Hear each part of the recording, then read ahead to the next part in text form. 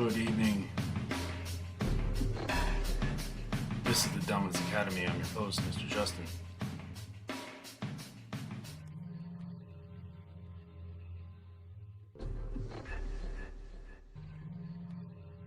Again, listening to an old beat of mine that I made a long time ago, utilizing a drum track from Led Zeppelin and Bjork from one of her tracks from like the mid-90s. Anyways, hope you guys are doing well. Starting off your week well. Here we are on Monday. Welcome to December. Celebrate Christmas. I hope you got your holiday shit taken care of. There's two types of people in the world. You know, those who celebrate Christmas. Oh, come on. Don't go crazy now. Okay. And there's the people who do their Christmas shopping in November. They do it in November. And then there's people who do it a week before Christmas.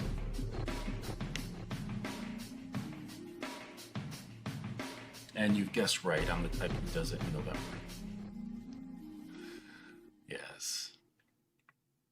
Yeah, so tonight's episode was inspired by a quote that my submissive had posted on her Facebook page.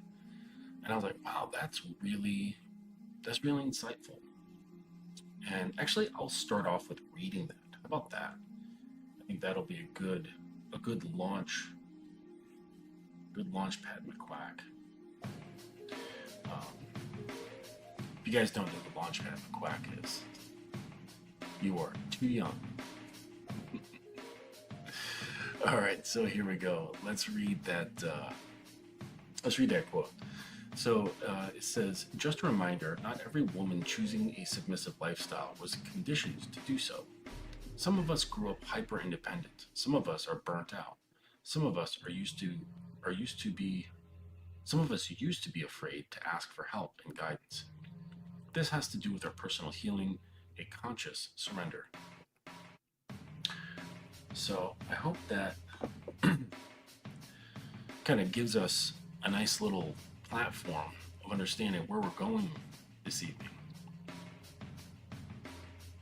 Yes. Don't wait until mainstream resolution and New Year, new you, overhyped nonsense. Get coaching today. Absolutely. Obtain dominance over your life. Yeah. Yeah, really, I mean, like every week you should be kind of assessing things, making sure that you're kind of going in the direction that you want to go, right? I think that'd be a fair thing to do, right? If you're running a business, you'd probably do the same thing. So do that with your relationships, do that with your life, because if you're not into like any sort of notion of management and maintenance, if you don't have a maintenance mindset where there's things in your life that you maintain, relationships might not be for you. If you don't have much maintenance and management of your own life, relationships might not be for you. And that's just the reality of it.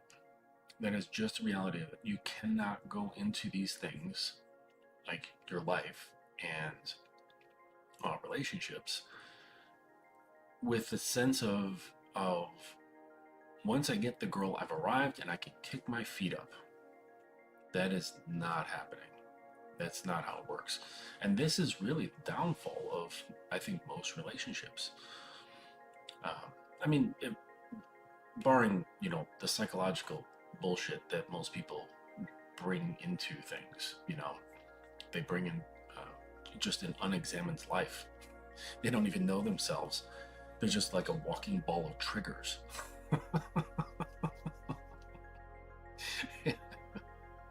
and they just kind of bounce off each other, just like triggering each other. You're like, it's like those explosives. I don't know if they exist in real life, but I've seen them in movies, and they submerge them in water, and and they have all these like long metal rods kind of sticking out like all around them. This ball, right? Metal ball. And if something bumps into it, it depresses those spikes and it sets off the charge, and the thing explodes. And I feel like that's how people are. They're these like these what do they call them, depth charges? I don't know. But yeah, with explosives like that are sitting in the water, and that's how people are. And they just kind of come into each other's proximity and bump, man and woman, they depress that metal rod and boom, they explode. They just keep doing this over and over in the course of their relationship. And they're like, it's your fucking fault. It's like, nah, your dad didn't pay enough attention to you, Your mom verbally abused you. What the fuck just happened? What the hell just happened to my camera? It just like jumped. Like this massive zoom. Let's see here. Yeah, I don't know what the hell just happened there. Let me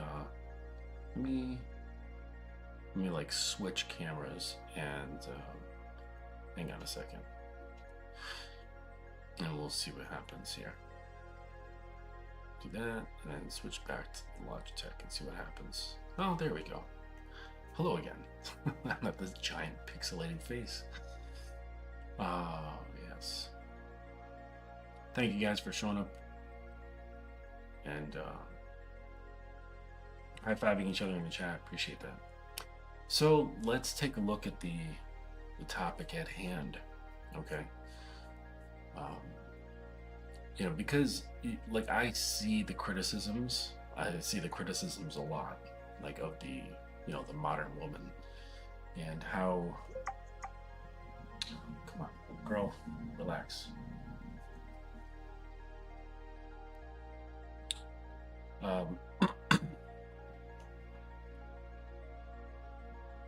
Okay, shush. The criticisms and analysis of the modern woman, and how they're just too bossy, they're too superficially driven. They are they can't be handled, right? Even though they're always saying like, oh, I'm looking for a man who can handle me. Just all kinds of stuff. You hear just tons of criticism of these women, this type of woman. And then that's where the whole meme comes from, that you're gonna be old and alone and die with an army of cats around you. And that might be the case. We're looking at statistics and things like that, and trajectories of things. There's going to be a lot of single women in their 40s. By the time like there's I forget which generation, Gen Z, Gen X, I don't know, Gen Z, I think. And they get to be in their 40s. There's probably going to be a lot of single women. Yep. And that's part of the revenge fantasy, right? But the thing is about that is that it doesn't produce any solutions, and guys look at women who are like this. She's some boss bitch. She is, she's on top of her day. She's rocking and rolling. And the funny thing is that I will use that reality that I know of for these girls. And these guys will think they're unapproachable. That's the thing.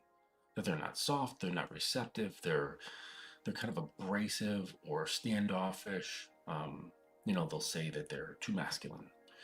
And the funny thing is that like on dating apps, if I message a girl and the conversation is starting to bloom, I'll say, I noticed like something interesting about your pictures, and then I'll go into this thing that I sometimes say, and it's something along the lines of, I gather just from looking at you that you're the type of girl who is on top of her life. She has a lot of things going for her. Um, she gets shit done, and she's very much independent. But when it comes to what's the other part? And a lot of guys happen to be intimidated by this. And but the reality is, when it comes to guys, you don't want to be in control. You want someone else to take the reins so that you can fall into your submission, and I'm sorry, fall into your femininity. I'd say submission, because that triggers some people. So it's like, god damn, relax into your femininity so that you can relax. I don't know. It's something along those lines. I don't remember the exact dialogue. I just fucking copy and paste that shit. and 10 times out of 10, they're like, holy shit, how did you get that? Just by looking at a couple of pictures of me. And the funny thing is that women are so solipsistic. I mean, that's like, it's like solipsistic. It's not a real solipsism, but that they just automatically think of just themselves. And she wasn't realizing that, like, I basically just described a massive demographic of women that feel the same way. But since she's only able to think of herself, then she's like, oh my gosh, like, he's a mind reader just from looking at pictures. Oh my stars. And then she's like, automatically just seeing me as somebody who's, powerful and insightful and things like that. And then that's a very fast way to bring the guard down, right? Of basically someone who sees through everything and what she really wants.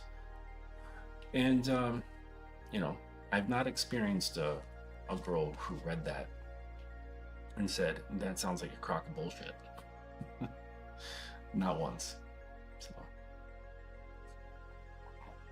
and that's just a side note here. That solipsism thing is really funny. Really funny. And I'll tell you a story of something happened earlier today with my sub, and we were chatting just for a little bit, and I was teasing her. I love teasing her mind and making her squirm. And I was recalling a story. Oh, what was it? Oh, we were talking about outfits, right? She'd shown me a picture of like this girl wearing an outfit, and she's like, "Oh, this outfit looks like something you would enjoy." And I said, "Yeah, but I like a pleated skirt, not the tight ones, And she's like, "Oh yeah, I can pick out a skirt, a blouse, we can wear one day." And I said, "Yes, and panties are not allowed." And then I said, I recalled the story, and I said, I did this, I did this while in a restaurant. I said we had a fairly large corner booth, and it was fairly dim. The table was round, and was the entire booth. So here I'm starting to paint a picture in her mind, but I'm just recalling an event that happened to me a few years ago. And I said the table was round, and we had the entire booth. I told her to remove her panties and then hand them to me. So not excuse herself and go to the bathroom and bring them back to me, like right here at the table, take them off, right? And then hand them to me. And then I pulled her next to me and slid my hand under the back of her skirt. And she lifted up slightly so that I could insert my middle and my ring finger into her pussy. And then I proceeded to massage the inside of her wall by slowly moving my fingers about. And then I said, needless to say, she was very, very wet. When it was time to go, I handed her panties back to her and said she better wipe up her mess. So, like, because the seats were leather. And so I had her take her panties and like clean wipe up the wetness off of the leather seats and then put them back on. So that's so pathetic, right? Thinking like she would kind of like on the outside with me, sort of criticizing or analyzing the girl's behavior from the story. And she said, yes, Daddy, and then she said, and I was like, and then I just kind of pushed it a little more as shameful, putting on panties covered in her own mess. And I said, but don't be envious. That's embarrassing. Because I know she was being envious. Just thinking, because I've already painted the picture, what the experience was like, and what was happening, and there was tension involved and things like that. And I said, and I know she was feeling envious. And I said, but don't be envious. That's embarrassing. Um, and and then she comes in and says, then when we get home, my lord, will you punish her? And I was thinking, I was like, wait, what? Oh, she didn't, like, either she just didn't realize I was telling the story about somebody else, or she just automatically inserted herself.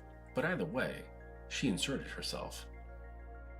And then I called her on, I said, but of course my moon inserted herself, even though I was talking about a different slut. And she admits that how embarrassing it was. And then of course I like drove in and, kind of put pressure on that open, that open gate. And of course, at the end of it, she's super embarrassed and jealous too. It's so bad. She'll just go to sleep and doesn't have to think about that silly mistake. And then I pushed more and I said I would rather sit on my cock and cry about it, while explaining why she's so jealous. So, that's just an example of a show that I was gonna do, basically about using your voice to command, like, yeah, just basically using your voice as commanding, as leadership, as propagating thoughts and feelings, such that you will basically, I don't know, turn her into a marionette, basically. Um, and and then she said, no, she'll stay silent, my lord, too embarrassed to say anything. And I said, oh, come now. This girl knows she'll follow commands. She'll be instructed to tell me about her jealousy while she bounces on my cock. Like, again, just like pushing it, like broken record almost. But anyways, so, but that's an example of the solipsism, okay? Now, solipsism, if you're curious, let's see what that actually is, because I know, but I don't know the actual definition. So let's look at that really quick. So it's a philosophical concept. So in philosophy, it's the view or theory that the self is all that can be known to exist. So essentially, to you, like I could say, like, Atarius is here. I could say, Atarius, to you, you are the only mind that you know is existing. That is known to exist. All these other minds, you don't know that we exist. Everything, all of us, could be just complete figments of your imagination. Your brain could be sitting in a vat right now with a bunch of electrodes into it, like pumping this reality into you. And my mind could be the same exact thing. I could be the only mind. And everything else is just an illusion, a very, very good illusion. But that's what solipsism is. And so, but socially speaking, it's just the quality being very self-centered and putting everything that happens through a filter of yourself. And that's what girls do, like very much so. So that was just an example. That's why I told you the texting story, and how you can use that to your advantage. Both in the opener that I was talking about, with mentioning the oh, you seem like this independent girl who's on top of her shit, and she intimidates guys, but she really wants to let go of control, fall into her femininity, blah blah blah. Like, that's, and of course, because of the solipsism, she's like, oh my, like, he's really, really smart. I mean, I am smart, but like, I'm not mystical. Well, maybe I'm a little mystical. You can tell me. Hey there, kitten. Good to see you. I was telling this story. I'm sure your cheeks are red. I made you jealous, about the girl that I was playing with in the restaurant, and you thought the story was about you, or just some random fantasy.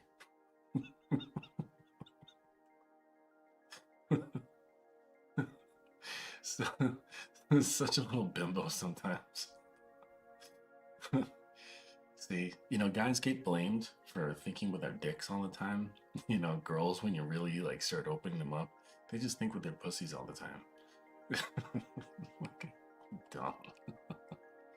But anyways, so let's get into this. Let's get into the method. These crazy independent women.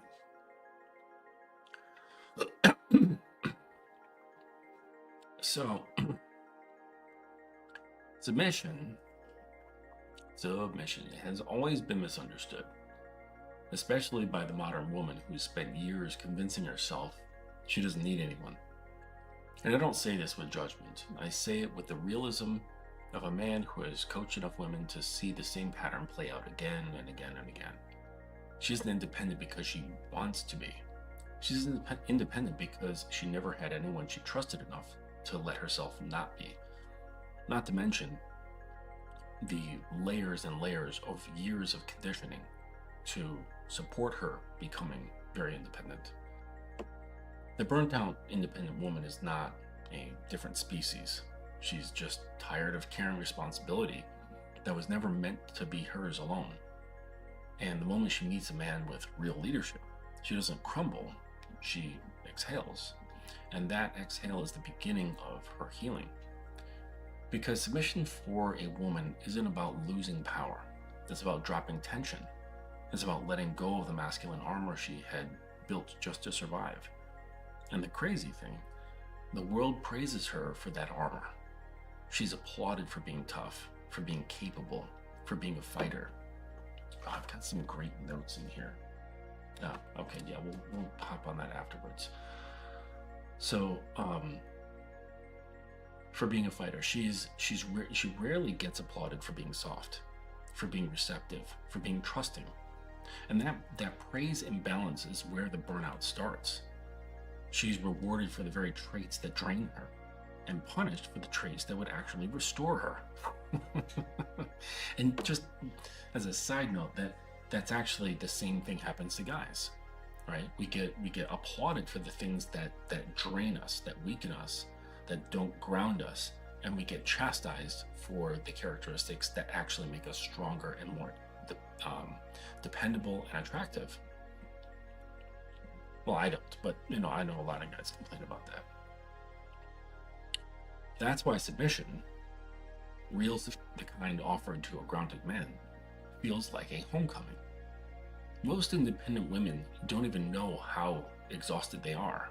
They call it ambition, they call it discipline, they call it, I'm just used to doing everything myself. But the body keeps receipts. Shoulders are always a little raised. Sleep is always a little broken. Emotional reactivity just under the surface. And when you ask her to relax, she can't. The nervous system isn't wired for it anymore. She's been in fight or flight for so long that peace feels foreign. This is where submission enters, not as kink, not as role play, but as a nervous system reset, a rewiring, a recalibration of energy. Because a woman in submission doesn't have to make decisions. She doesn't have to think 10 steps ahead. She doesn't have to strategize. She gets to be present. She gets to be in her body. She gets to follow rather than lead. And that shift alone can undo years of psychological tension. I've watched women break down in tears the first time a man truly leads them. Not because they're weak, but because someone finally took the weight off their shoulders.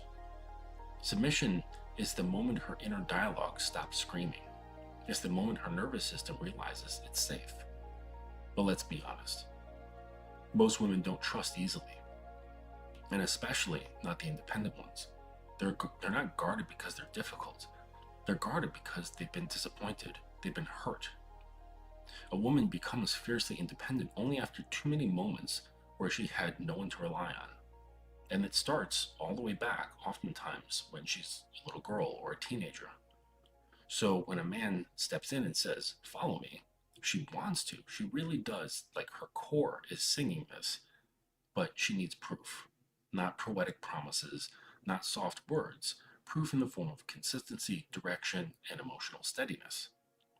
When she sees that, when she feels it, something in her starts to soften. It starts to stir. Her shoulders drop, the edges round out.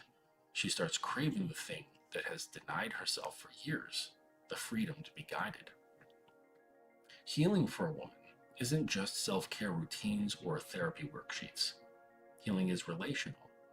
Women heal through connection, through being seen and held and understood. Submission gives her a structure where she can let her guard down in a way that feels deeply safe. And safety is what unlocks all the parts of her that she hides from the world. Her tenderness, her longing, the desire to be cared for, her hunger for masculine containment, her yearning to follow a man she respects. These aren't flaws, these are the oldest instincts of the feminine. When she submits, she doesn't turn into someone new. She returns to someone ancient. And here's the part most men miss. Submission isn't something you take from a woman. It's something she gives when she feels aligned with the man in front of her. The burnt out woman doesn't need a man to dominate her. She needs a man who is self-possessed enough that she naturally relaxes around him. When a woman submits to a man like that, the healing is almost involuntary. Her breath deepens, her voice softens, her eyes shift. Her body finally feels allowed to unclench. And that's not sexual, it's biological. Her nervous system recognizes leadership and responds with surrender. That's why you often see an independent woman act cold, skeptical, or dismissive when she first encounters a man with real presence. It's not a rejection, it's fear.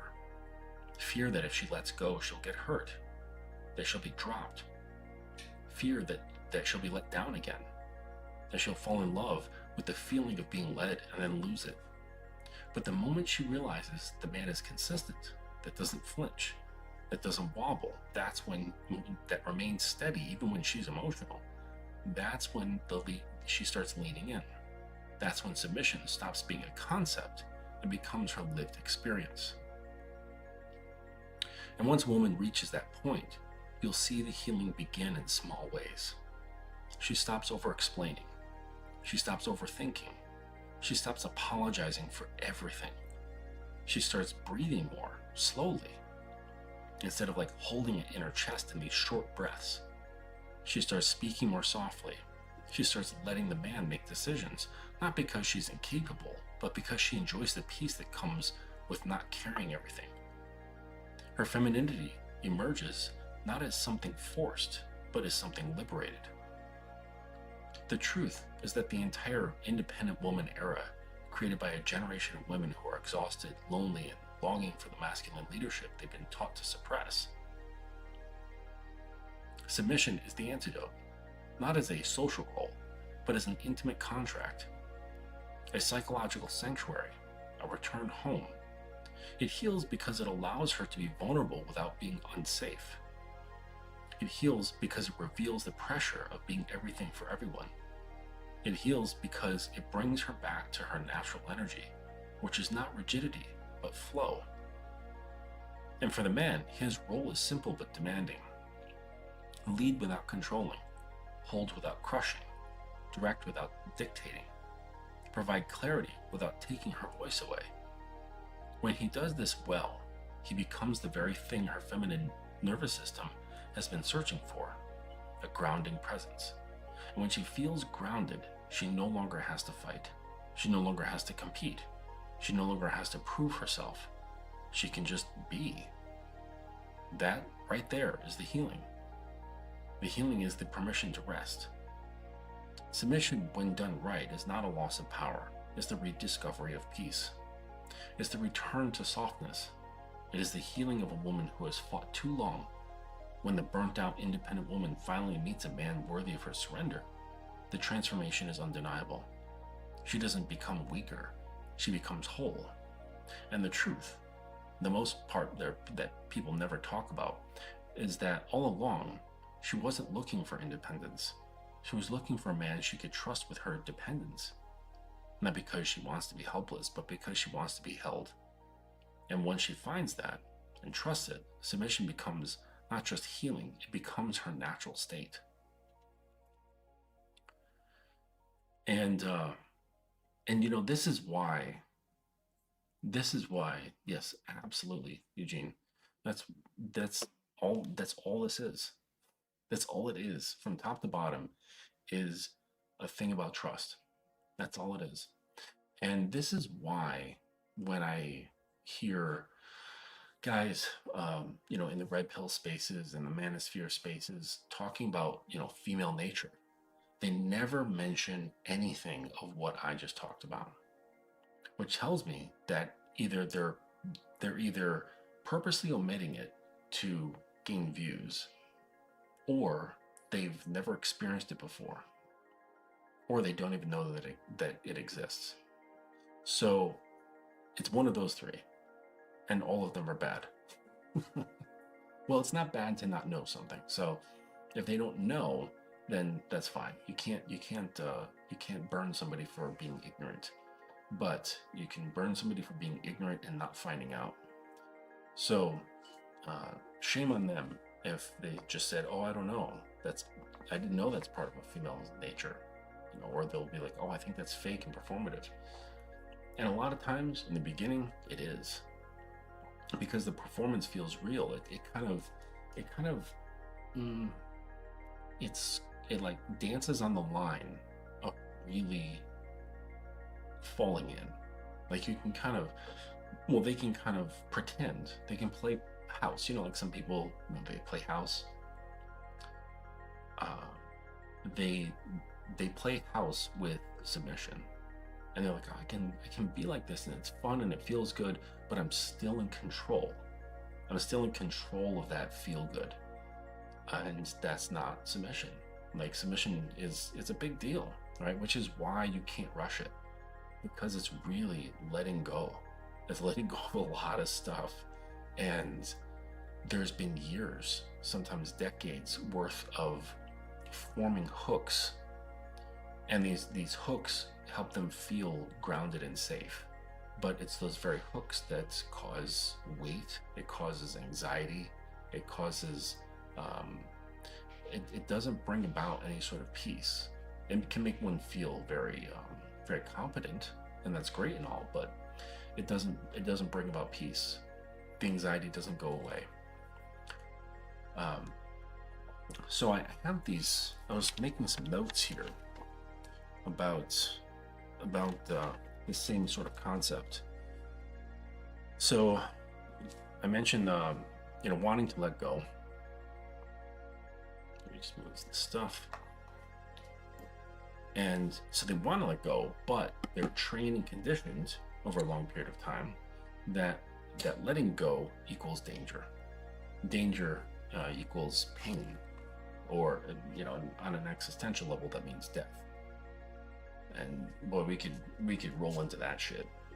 Basically the I don't know, symbolic and not so symbolic little death that happens when a woman submits. There's a certain death of herself that happens, and the same thing happens with the dom. There's a certain death that happens, the death of the ego, but it's a version of the self that doesn't really work well with a dynamic.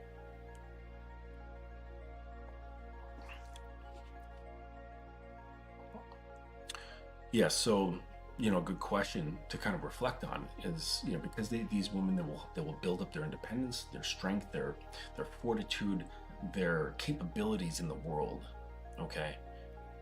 And then you got to ask, like, for all that strength, for survival and growth, do they feel safe?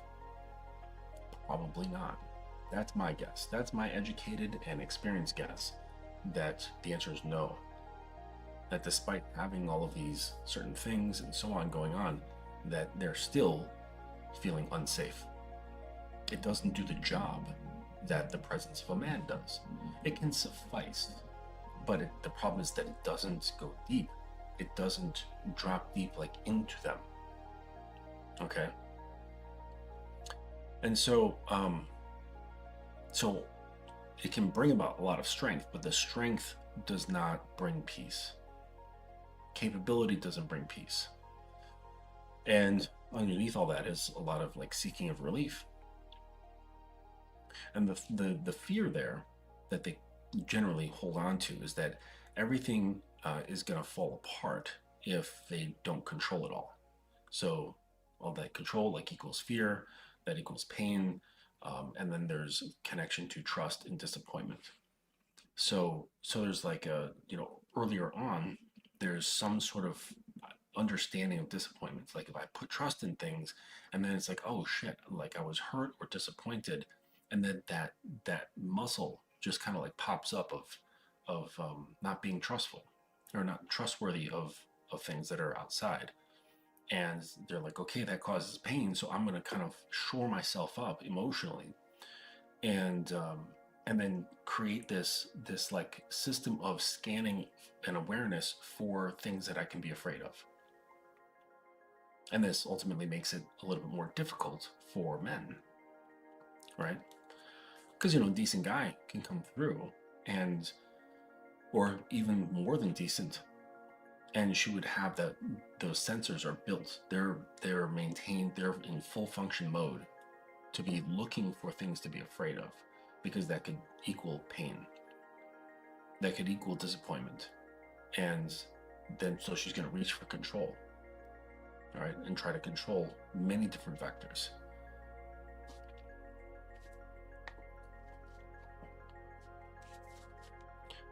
I did mention that there's a lot of physical tension. So this sort of mindset and these behaviors of always like facing the world and pushing one's nature down, okay?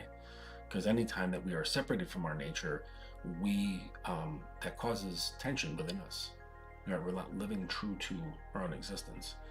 And so for like a girl who never has any space to, like, let's say she goes to work, but after work she doesn't have any sort of person in her life where she can kind of take off that uniform or that costume that she was wearing and just be herself, then she's just always kind of in that mode or a version of it and never gets to escape.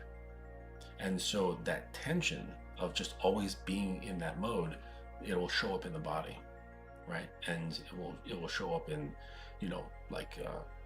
the spine being out of alignment, okay, organs not performing the way they should. It'll show up in the skin. It'll show up like in the breath.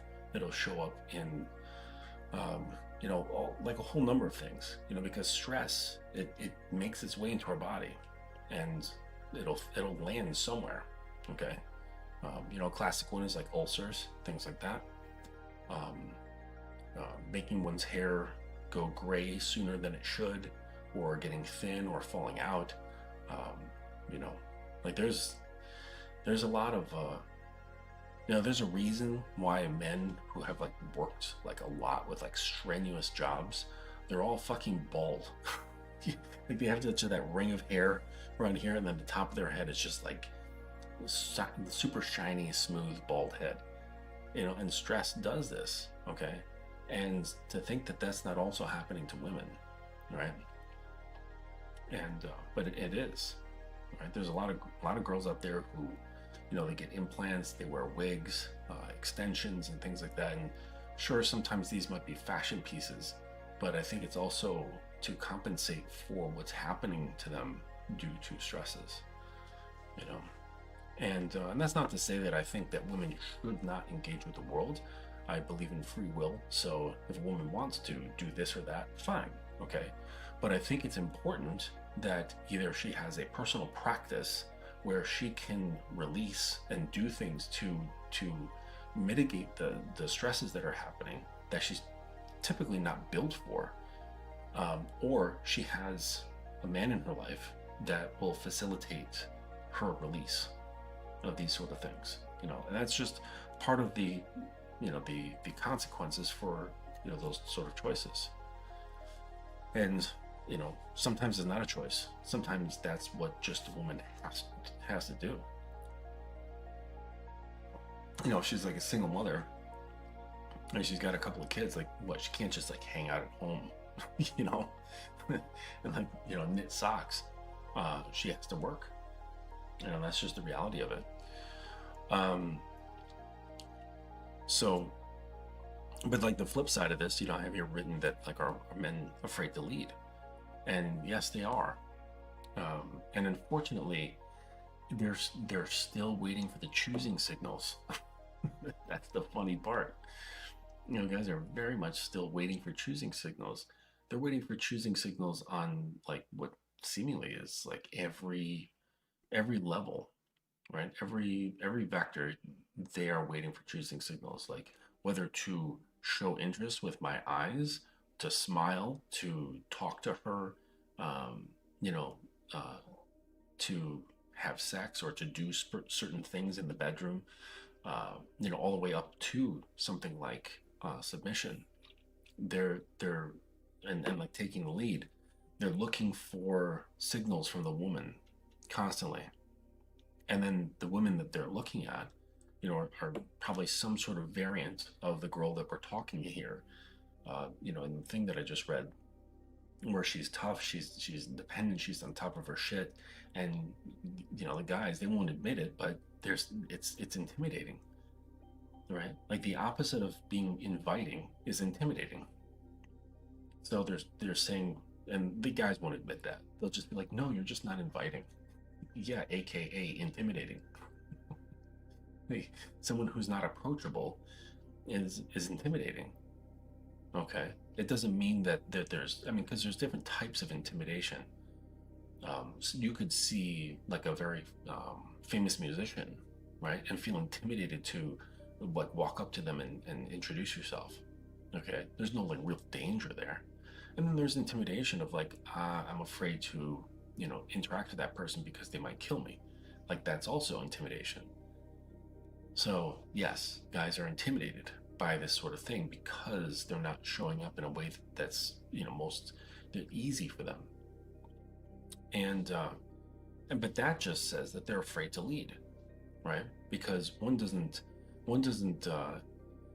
say, okay, I'm willing to lead when someone's willing to follow me. Like that's not that's a conditional. If you're a leader, then you don't wait for someone to move first before you. Makes sense, right? Once you start following me, then I'll lead. Once you start following me, one, I will lead two. Okay. And a lot of guys think like that. A lot of guys. No, you just lead. And whoever is, willing to follow you, then they are. If no one's willing to follow you, you keep leading, because it starts with leading yourself, obviously. And that shouldn't matter whether someone is following you or not. That shouldn't change anything that you do. Anything. Okay. Except when you start taking on some responsibility for that person. Okay. But that's the only change. But as far as like, the core structure of it, and your beliefs and values and things like that, like that's not going to change. Okay. And so with that fear of leadership, what really is kind of going on there? Like, what are they afraid of? Okay. So they're afraid if I do it wrong, things will fall apart, or others will get upset, or others will get harmed. And it's pretty much like the same wound as women, but just inversed. The women are like holding on to control, and for fear of things falling apart, and the guys they're not reaching for control because they're afraid of things falling apart. Kind of strange the way things are like, very much yin yang, just like that, but these are the patterns all around us. And so they're both like kind of like looking for safety in order to embody their roles. Something in here that I recognize is that women tend to be over-functioning and men tend to be under-functioning. We're capable of so much. We're so capable of taking on a lot. But a lot of dudes, they just kind of like sit back. They kind of veer away from responsibility. And I'd say even more so now than ever, because they're looking at it in terms of of like, well, what's in it for me? And it's very transactional. And yes, of course, like things have always been transactional on a certain level, but it's never been so blatant and out there like this, the way it is now. Uh, Things are very, very transactional. And they're like, okay, well, if you want me to lead, you're going to have to do this, this, this, and this. And if you don't, then I'm not leading. It's very bratty, don't you think? Like it sounds like a little brat. I'm not going to clean my room unless I get this, or you do this for me. Like, come on. Um, so what happens here is, like let's say you've got a couple, and this is really, really common. Okay, let's say you got this couple, and she will, let's say her whole system, right, that I talked about with the lack of trust and the armor, the independence, taking control of things as a means of feeling safer so that things don't fall apart, because falling apart could mean pain or destruction or just the unknown, right? And so that lack of trust, while within the relationship, will often cause the guy to shrink back, because he's like, oh, I don't want to take the reins because you don't trust that I can. You won't let me do this or that because you think I'm gonna fuck it up.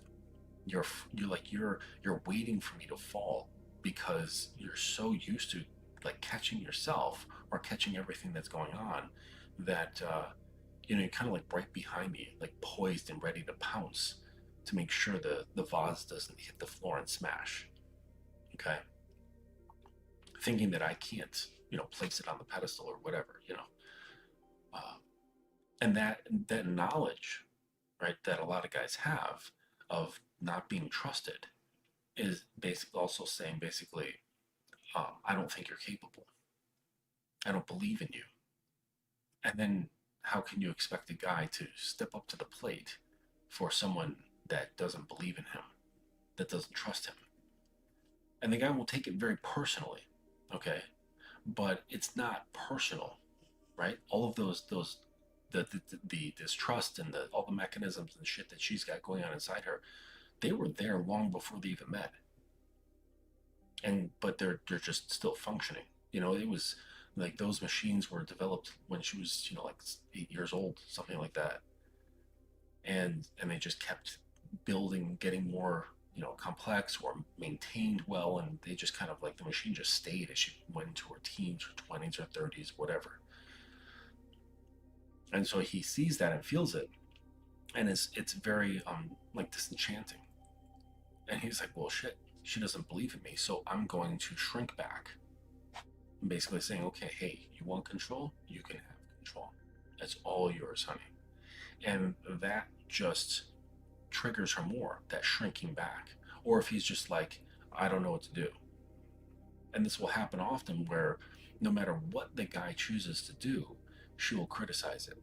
She'll chop it down to size, just like show any like hole there might be to show his incompetence, which in turn actually makes her feel safer, right? Because she's like taking control of the situation and saying like, oh yeah, this is actually, I should be taking control of the situation because look at all the holes that he has in his plans or how he's doing something. And so, so he'll just kind of like shrink back, and that shrinking back triggers her control and her disgust. So you have this cycle that just keeps going and going and going. And this really ruins relationships. And this is why I say, well, I've got like a dual feelings on this sort of thing, but this is why I often say that a lot of people are just not equipped to be in relationships.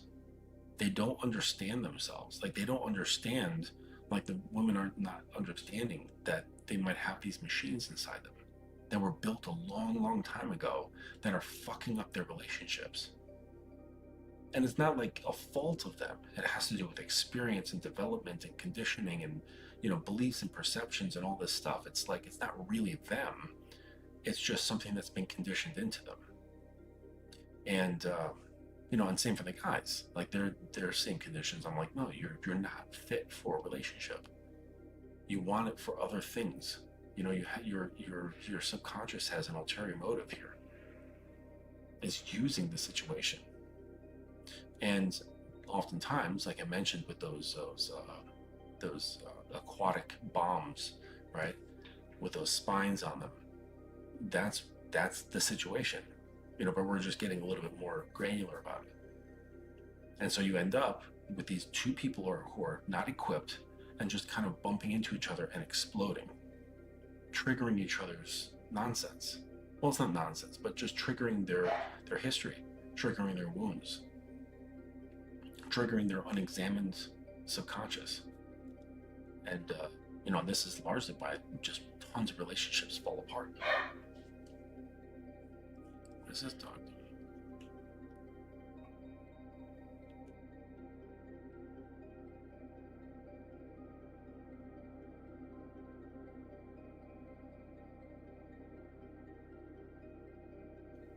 I don't know why he's barking.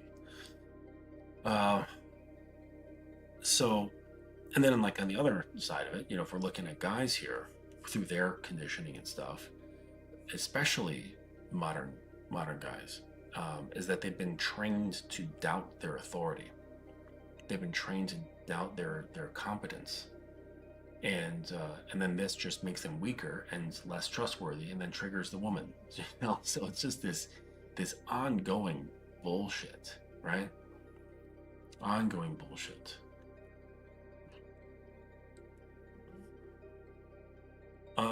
No, Eugene, the modern woman does not look for praise and attention. Well, her feminine core does, but just saying like, oh, you're doing such a good job and you look great, and, you know, like, tell me what you did today. Like, that isn't really it. That's not what I was getting at all.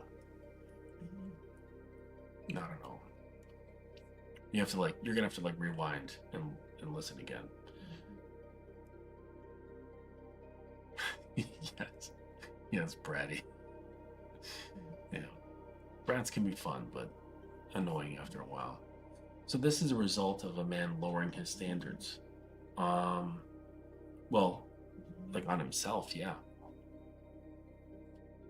You know, we have that talk about like standards, you know, men and women need to have standards. Yeah, they're supposed to have standards for themselves. That's what it's about. And it's not about like other people. You know, other people, it has to do with the training. You know, you train people how to treat you, but standards have to do with yourself. Okay, like if you were, say, designing a restaurant as a business, right? The first standards have to do with how you show up as a restaurant, the quality of your food, the quality of the environment, the quality of the service, the music, the decor, all of that stuff. All of that has to meet your standard that's expected for yourself. Then you extend that and you say, okay, we've got standards for our patrons that come in. You can't come in drunk.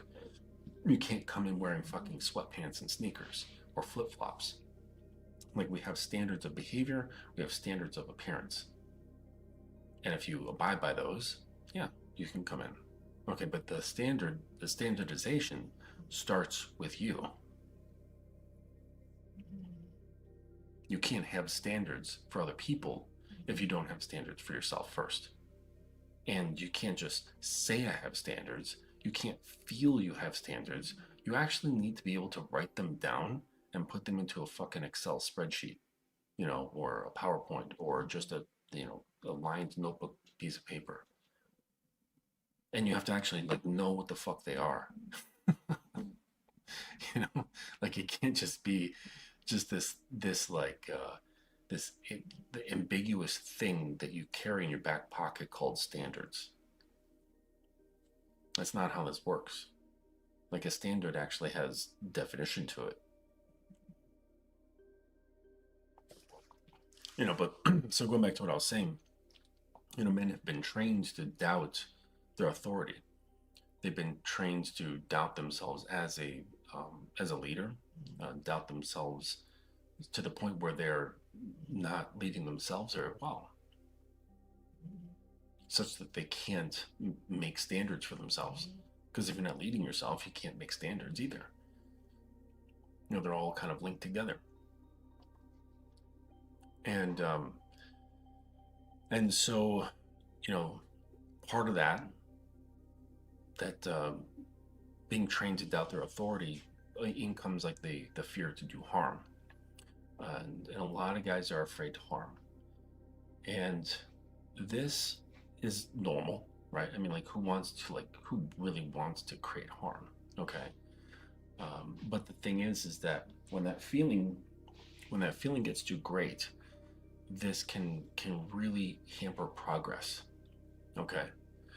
Because there's things that I've said, things that I've commanded, things that I have addressed, where it did not feel good to the girl. It caused a bit of emotional harm. It was not in her best interest in the short run, because it made her upset, but it was in her best interest in the long run. And like, that's an example of leadership. That's part of it. And saying, I know this is good for you in the longer arc. You're not going to like it right now. Notice if I said, like, no, you're no longer allowed to eat sugar. Like, the little girl, she's gonna stamp her feet and pout. She likes her candy every once in a while. And it's like, no, because in the long run, it's better for you, because you're not gonna eat candy anymore. You can suck dick instead. I mean, that's better candy anyways. Um, but yeah, so they're afraid to cause harm. But when that fear gets too great, it actually hampers the the progress of your relationship.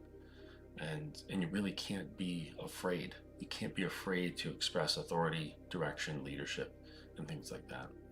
And you can't be afraid of the fallout or possible blowback. Like, whatever it is, and the ultimate reaction to that is like, I really don't like that so much that I'm going to leave. And you say, okay, put up your hands. Okay, you have free will. Okay, you've always had free will from the moment I met you. You can be here as long as you want. And the moment you don't like my leadership and how I'm doing it, you are free to go. And you have to have that resolve. You have to have that resolve within yourself to be very much 100%, like 110% okay with all of that.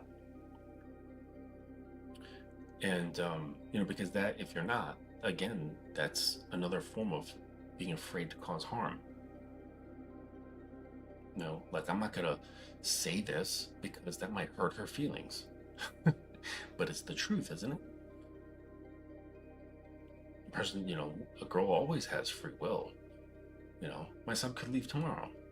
She could leave right now. Right in this moment, she can say, goodbye, Daddy. She doesn't even need to say goodbye. She could just vanish. And I might go, what the fuck? Where'd she go? But that's the reality of it. And you have to be okay with that. That's why I think I don't know. It's part of the reason why I think, like, Buddhist concepts and Taoist concepts bond so well to me is that, I've had, many years, like decades worth of hearing impermanence. There's that phrase, impermanence, and everything is impermanent. Everything is a state of transience. So you're never really holding on to anything. You're never really possessing anything. And I can kind of sorta, but it's temporal. It's locked into a certain time frame. So yes, like, I could say I own my sub, and she enjoys being owned, but I don't really own anything. And I think once you're okay with that, like, once you really bring that into you as a reality, that you don't own anything, that you're just holding things, right?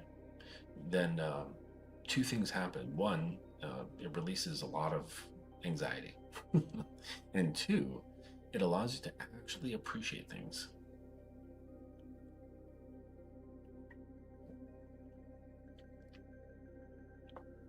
I think it's like a healthier version of saying, she's not yours, bro, it's just your turn.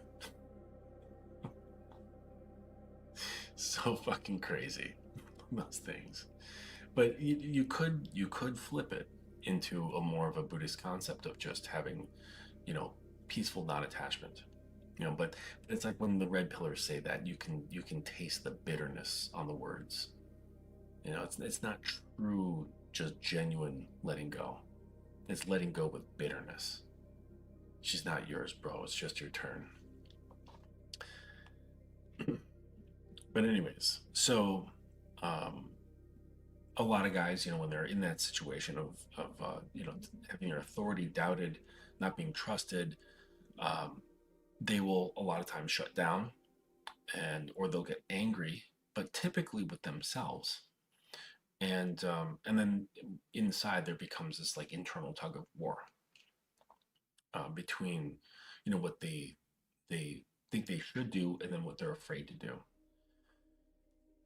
Um, and the thing is that when he's doubting what he's supposed to do, it erodes the woman's trust. And then the woman's response that she has from that is confirmation that he's not good enough. Isn't that funny? So he doubts what he's supposed to do. She feels that doubt.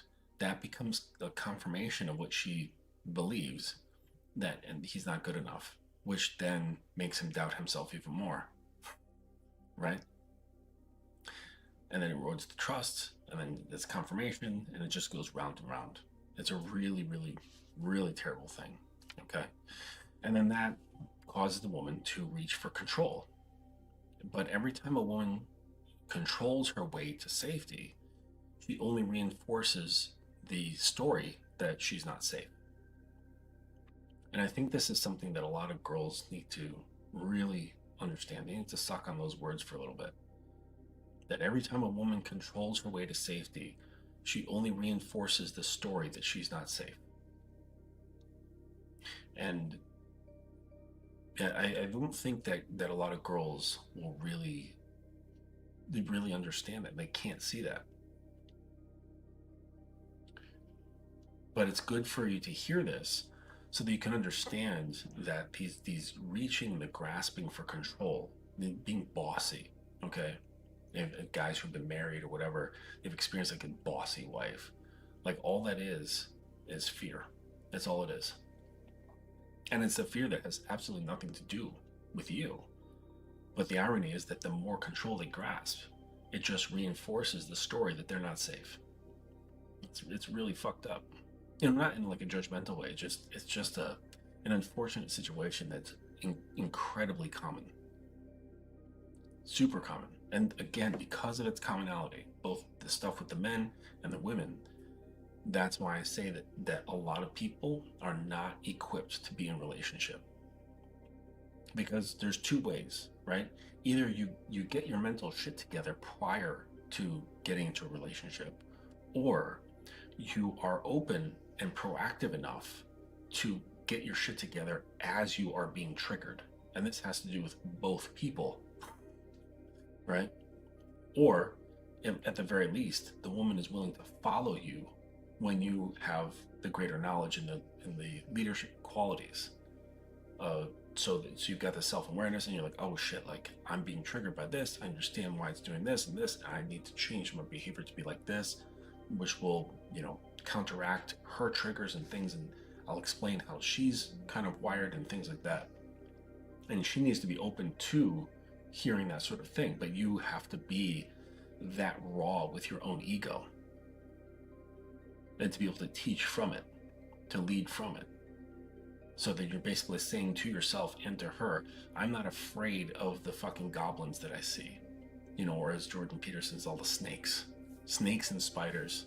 Well, he just says snakes, but I like to think in, you know, spiders. You know, we all have like all these little spiders inside us. But the one who's not afraid, you know, and if it starts off as him, you know, this is a way to be in relationship and utilize the relationship as a means of processing processing the stuff that you're holding on to.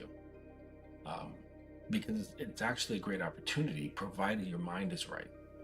Because these triggers will happen.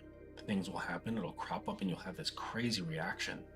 And you're like, oh, dang, like, I guess I'm more afraid than I thought I was. I guess I'm more possessive than I thought I was. I guess I'm more, fearful than I thought I was. And that can go into so many pathways of self-discovery. But both people have to at least be open and be able to discuss not only with the other person, but with themselves, and have those honest dialogues without justifying, without defending, right? Without your ego stepping in and smoothing everything out so the self-image remains good.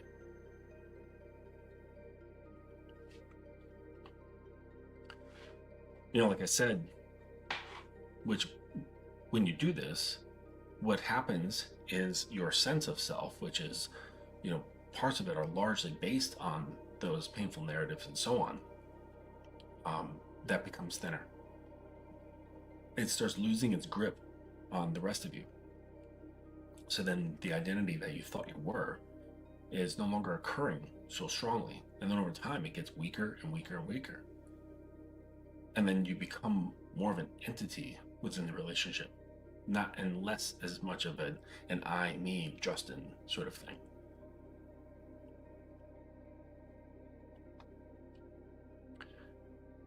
And, because I do think that there's a great deal of selflessness at the, the highest levels of relationship. A great deal and it's not like I'm gonna be selfless and give all these things and be really super accommodating and all that stuff. That's not what I mean. I just mean a dissolving of the ego. So that manufactured I is no longer really driving very much.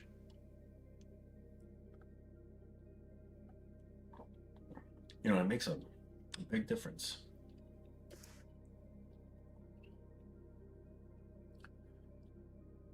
And so, if you think that men are supposed to be leaders, then he's the one who needs to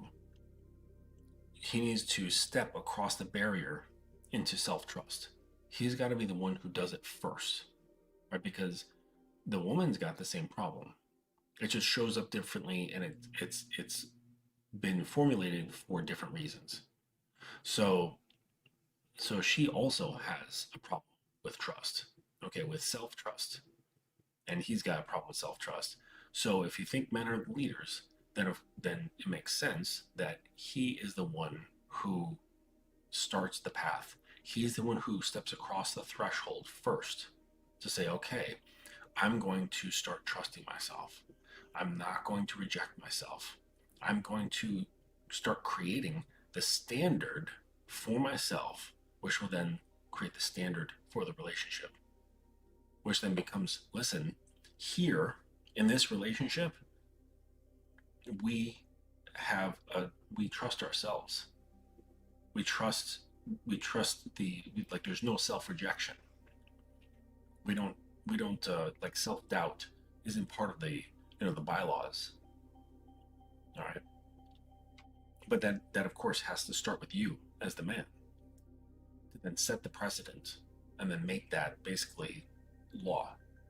That self-doubt, self-rejection, self-trust. Well, self-doubt and self-rejection are not allowed. The self-trust is propagated. It's promoted. Because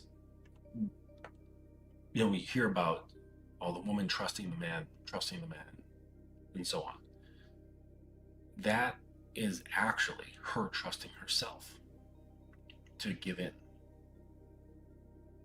right? Because as good as you are, as smooth as you are, as confident as you are, as trustworthy as you think you are, when it comes to someone trusting you, almost all the effort is on their part.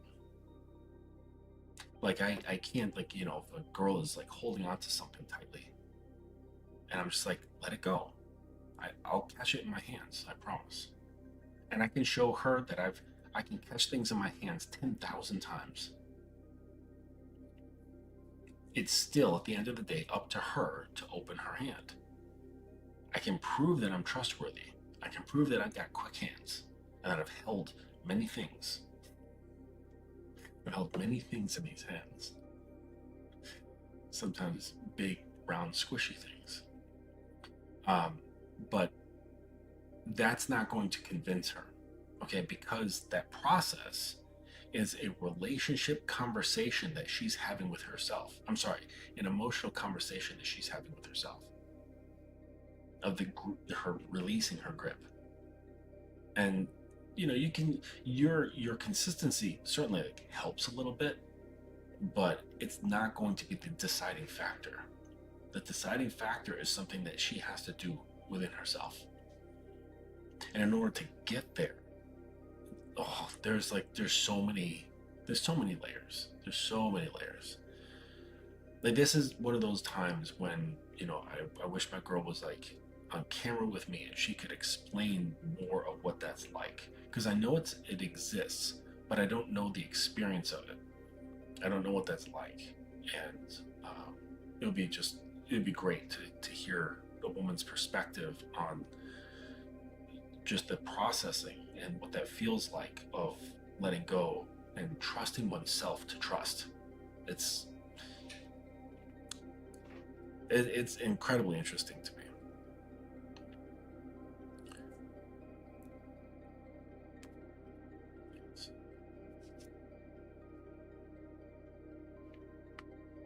And part of that trust, like as the man, is trusting that what he wants is not bad. And so this is why I spend a little bit of time with my guys getting in tune with their desire. Saying, I want this. I want to create this. I want to see this. I want to hear this. I want to feel this. I want to possess this. I want to achieve this. I want to buy that. Because typically in a lot of relationships, it's the woman's wants. I want this. I want this. I want this. And a lot of times they don't really have any problem rattling off the things that they want. But with a guy, usually, okay, the guy when he's like unequipped, he will hear what she wants and end up performing. He becomes a performer for her. And and this is where you hear in the red pill spaces of what do they say? I think it's like the plantation. Is that the phrase? Where they just basically refer to themselves as being like a plow horse working on the plantation.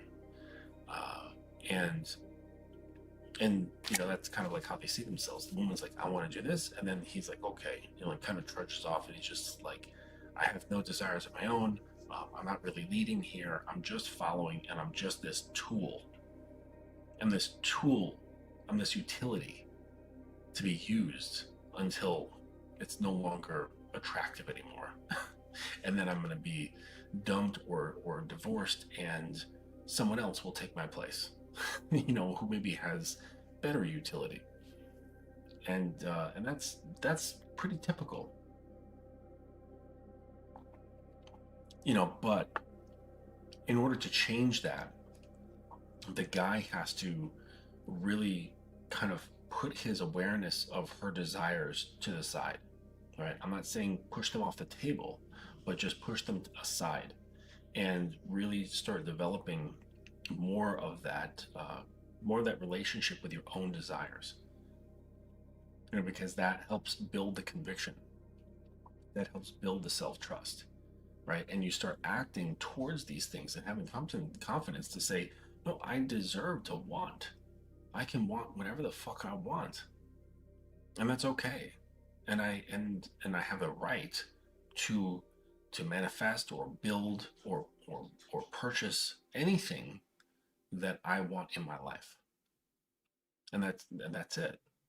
And, without looking over my shoulder to see if it's okay with other people, to see if they might like criticize me or something along those lines. Um, so it's really important, really, really important. Like for guys who want to like turn this sort of thing around, it starts with their desires. What's going on?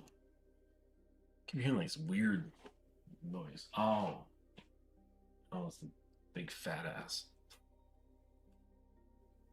I got this big dog, Louis. He's like he's a pit mixed with like some kind of like taller, leaner dog, maybe like a lab or something. I don't know. And he's like a little overweight.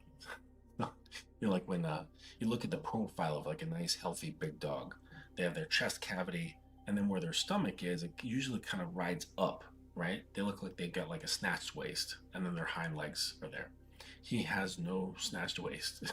It's basically one continuous shape going from his chest to his hind legs. Just one flat thing. He's like built like one of those spring rolls. Like a spring roll with like head and legs. He's probably like a good like 80 pounds.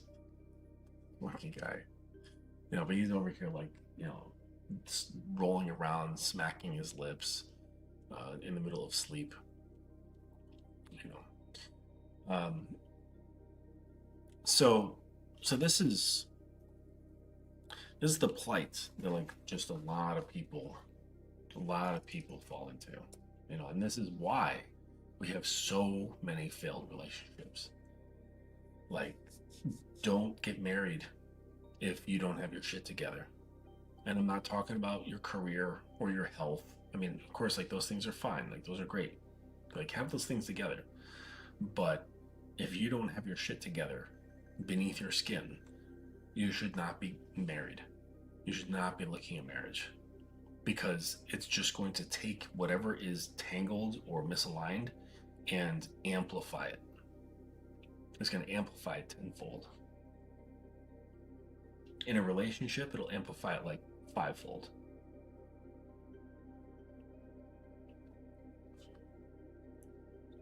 Yep. Mm-hmm. So I'm just checking the chat if anything kind of came through. Uncle Guns, thank you for posting my links. Oh yes, so everything on the website is on a discount. So actually, no, I didn't discount the call packages because like whatever. Because the things that move the most is my studentship, is becoming a student, and the tutorials. Those two things move the most on my website. So I figured, people don't go for the call packages very much, so I will just leave those alone. But the tutorials and becoming a student have all been reduced pretty drastically, in my opinion. So head on over to the website, check out the tutorial section and the landing page, and you can scroll down and see how I've changed the price. This is going to continue on until just after Christmas. So December 26th, that's when everything's going to switch back to its original. And so I would say, if you want to give yourself a good Christmas present, drop in and become a student or pick up a bunch of tutorials. Much better than buying yourself alcohol or some overpriced shirt or whatever. Like literally for like a 12-pack of beer, you can get like, I don't know, maybe 3 or 4 of my tutorials. So consider that, where you're going to be investing your money and your time. Instead of doom scrolling and learning nothing, you can pick up the entire library of tutorials and give yourself, a lot of hours worth of information that you can utilize when you're, sitting on the toilet, So instead of doom scrolling on the toilet until your foot goes numb, you can be listening to one of my tutorials and make things better. Instead of just wasting your time and wasting your attention, you can be utilizing your time and your attention. Okay? Because your time and attention is incredibly valuable. So it's like, where are you spending it?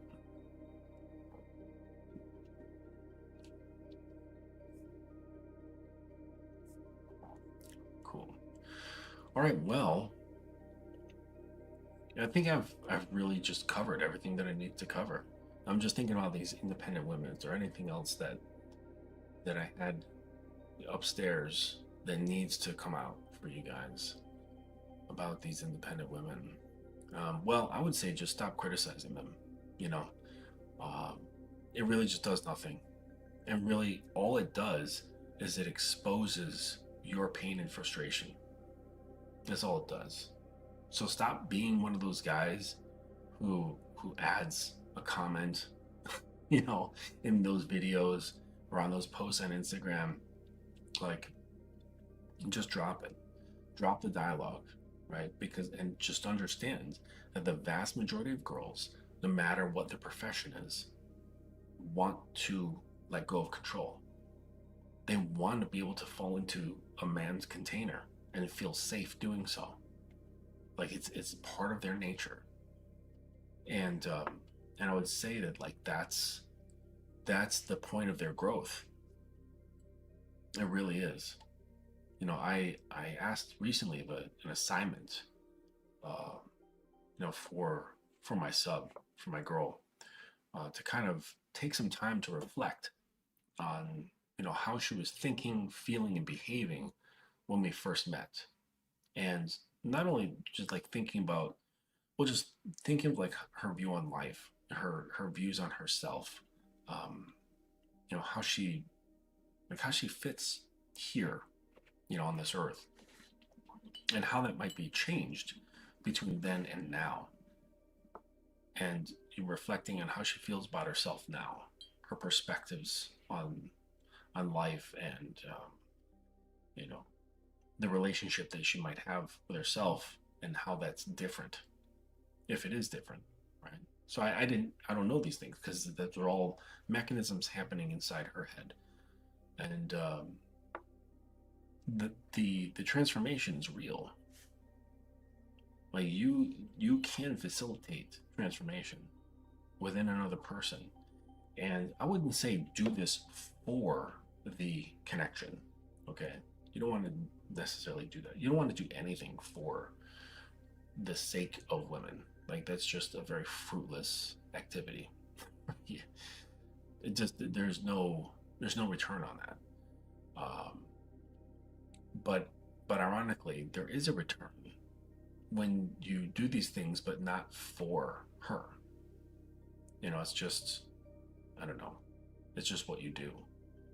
It's an extension of, right? So, like, let's say, for instance, that in my program, there's no place for low self-esteem. And we're not talking about becoming boastful and becoming a braggart. It's just no low self-esteem. And so that's a standard that I have for myself, which then once established, right, meaning that like my self-esteem is normalized, it's no longer low, okay? That then becomes a standard for the relationship. And so now she must abide. If she wants to be here, she must abide to those rules. So now I'm catching her. You know, if she says something that's slightly self-degrading, and I'll catch her. Maybe I'm being playful and I say, hey, listen, that's not your place. If there's any degrading happening, it's going to be coming from me. I don't want to hear it out of your mouth. Like something playful like that, you know, or maybe something more sincere. But either way, it's just kind of bringing her to the attention of that there's a standard for how we treat ourselves, and you start training her this way, you know, and you're gonna have to make reminders like constantly. And I remember, you know, that's actually a good example because I remember when my sub and I first started connecting on, I guess, a more meaningful level, I noticed this a lot. There was quite a bit of words that expressed self-rejection, self-disapproval, lack of self-acceptance, and sometimes a bit on the extreme end of things, at least according to me.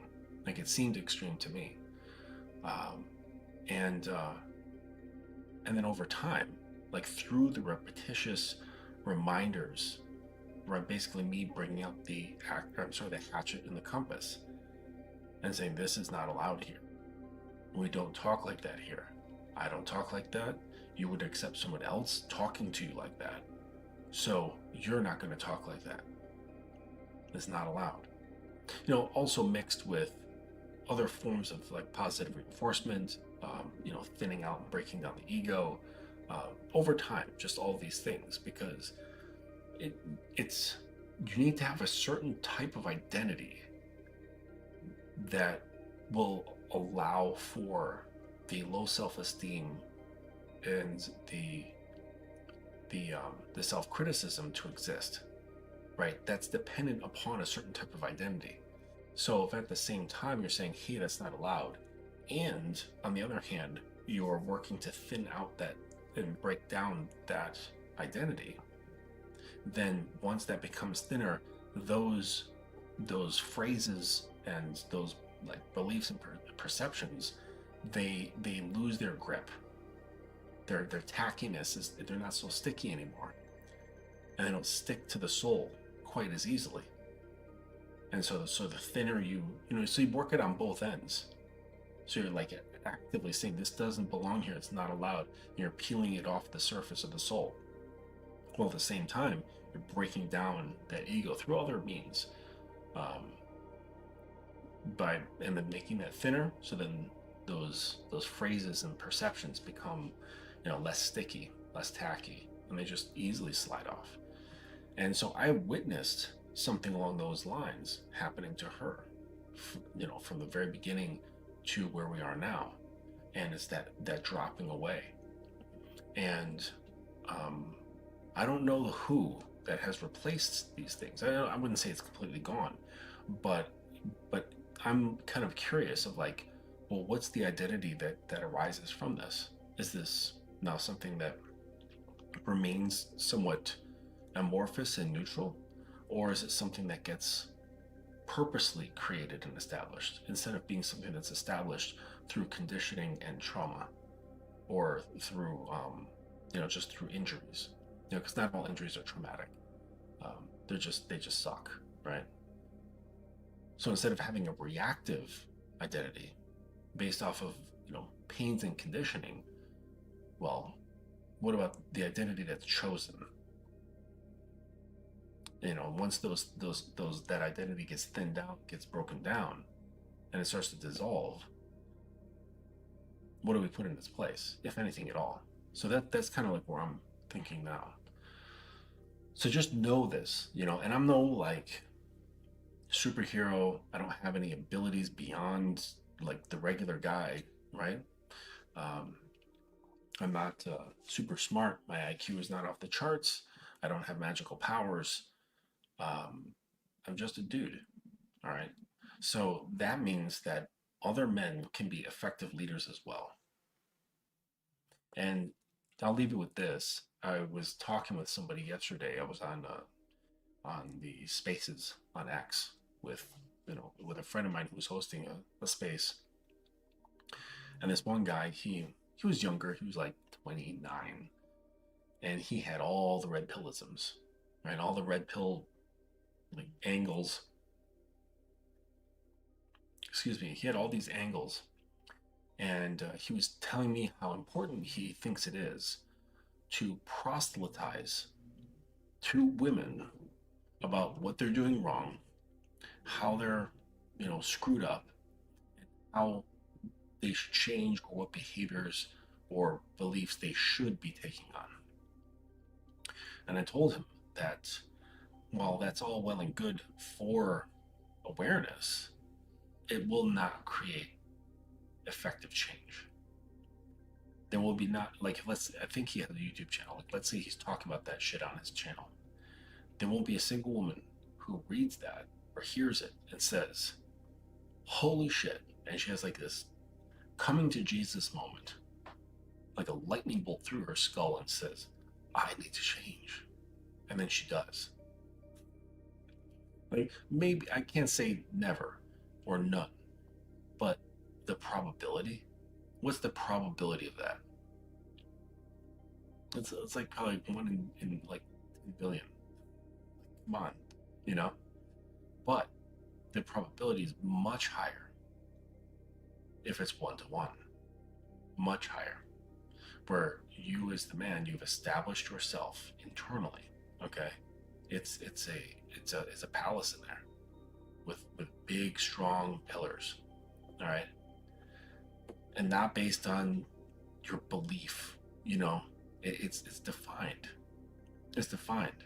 It's not boastful. You're calm about it. Like it's just, this is the reality. And from that point, that's when you can start affecting the other. You can affect other people, and not just the woman, but you can affect your friends. You can affect family members. You can affect, coworkers or acquaintances, as well as your woman or women that are with you like intimately. Okay, not women in mass scale, but just the 1, 2, or 3 or whatever that are with you in a relationship, like intimate relationship, like where they are wanting to open or they're already opening a little bit, expressing their vulnerability, showing their openness and willingness to follow. That creates effective change. That's where their minds shift. The injuries are let go of. They release control. They feel safer, more trusting, more vulnerable, more open. And like things can't be held on to when someone has openness. So the more they open, the harder it is to hold on to those identity defining injuries. And say, "Oh, but that's me, that's me." Oh, honey, just let it float off like a little balloon. You don't need it anymore. You don't need to define yourself by those things anymore. You're with me. But seriously, like, you do. It's not necessary. Okay, I mean, unless you want to hold on to them. Here, let me grab those before they float off. Here, you want to hold on to them longer? Okay, here you go. Hold on to your balloons. You can let go at any time you want, whenever you're comfortable. This balloon says fear. This balloon says pain.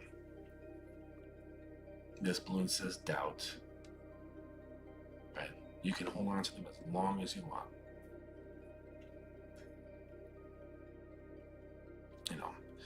But that's how you create effective change in other people. Because I don't care if you're the best public speaker in the world, it's not going to be permanent. It's not. Even like someone like Tony Robbins. Tony Robbins, he can fill a stadium with people, and they are locked in. Like they're locked into whatever the fuck is coming out of his mouth, and he's a master speaker. He understands people. He understands how they think and how to get in their heads and activate their emotions. And they will feel like they've had a transformative experience. But then the next day, or maybe a few days later, the following week, they're right back to where they were before they went to the big Tony Robbins show at the arena. It's not lasting. Because in order to make it lasting, trust is involved. That's what's necessary. And like, how much are you going to trust Tony Robbins? Because like, you're not going to talk to him. You're just going to go home after an hour and a half with your wallet a little bit lighter. Maybe that's why the soul feels lighter. But the girl, she can experience that. You can liberate her from these things. But I know you guys, Like, well, why do all that if she's just gonna leave? Well, you're still coming at it from a place of need, lack, and hunger, right? When you don't have need, lack, and hunger inside you, your cup is full with self, and you don't require anything from her. You don't require anything from the woman. I mean, unless you want kids, then you require her uterus. But beyond that, what do you require of her? But a lot of guys, because they have that neediness, the hunger, the self-doubt that causes the holes, that needs somebody else there to kind of verify, to confirm that they matter, that's when it becomes detrimental if she leaves. And then that's when what you put in becomes transactional. Well, if I put in, how am I going to know if she's going to stay? How am I going to know if I'm going to get anything back from it? How am I going to know if she's going to love me? How do I know if she's going to respect me? Who gives a fuck? Why do you need her respect? I'm not saying I'm condoning her disrespect, but to need it, to need anything, right? I mean, aside from like food, air, water, whatever, but needing something from someone, even if it's respect, like that puts you at a severe disadvantage. But it also exposes you. More importantly, it exposes you. It exposes that there's something off, that there's a misalignment there. There's something missing that should be there. Okay? Because chances are, if you need that thing, that's something that you lack from yourself. Guaranteed that if there's somebody who has like a very strong belief that he needs respect from a woman, guaranteed if I look at his life and talk to him for a little while, I will find a lack of respect for himself. Guaranteed. I need her affection and her attention. Guaranteed. If I spend enough time, I'll find that lack of attention and affection that he has for himself. And when you got your shit straightened out, you don't need her for anything. And that's when your container that I talk about becomes very fortified. That's when she can pour in, and she can become more and more liquid. Rather than like some Newtonian solid. There's slime. I remember when I was a kid, Ghostbusters were big. A lot of Ghostbuster toys, and you can get like this little container with like green slime. It was really fun to play with. It felt messy, but it was never messy, like actually messy. Like you could get it on your clothes and you just take like a clump of it and like roll it on your clothes, and it just pulls all the little bits. It was fun. It felt wet, but it wasn't wet. It was very, very strange, but it's a Newtonian solid. Not a liquid, not a solid. You know what is also a Newtonian solid? And I'll leave you with this. Glass. Glass is not solid. It's a Newtonian solid. It's a liquid that's in a very, very slow state of movement. So if you ever go to like a really, really old house, all right, and you go to like one of the windows, and if you kind of move yourself like side to side or up and down in front of the window, you'll see the world on the other side kind of rippling a little bit as you move. And that's because if you were to take that glass and turn it this way, and then take some calipers and measure the thickness at the top of that pane, and then measure the thickness at the bottom of that pane, it'll be thicker on the bottom because the glass is like just, however, so slowly the molecules are just settling lower and lower and lower. And so it's going to be thicker down there. Not by much, but you can see the deformity because it's not actually 100% solid. So you want to get girls from that into something that's softer and softer and softer until the point where they're just liquid. They're flowing like water. And so it's really like you can create the opportunity for this, right? By being the container. You can help facilitate this through your influence, right? And with how you talk, how you show up. But like I said, at the end of the day, it's her job to take that white-knuckled grip and let go. I can do all the right things, all the best things, as knowledgeable as I am about these topics. At the end of the day, she needs to let go. Right? But I'm in no rush. Take your time. You can hold on to your balloons for as long as you want. You want some popcorn? A little soft drink? Yeah? Want some cotton candy? While you stand there with your balloons? Okay. Okay, you can do that. You know. Then I'll like kind of go, you bored yet? Just standing there with your little balloons? You bored yet? Okay. All right. So I'm going to wrap this together. I hope that was insightful for you. I hope it was helpful. Go back and take notes if you need to. And again, holidays are coming up. Give yourself the presence of knowledge and perhaps even becoming a student. Go onto the website, follow the links, check out the tutorials, book your free consultation, and let's get talking. Move your life ahead instead of being stagnant for another year.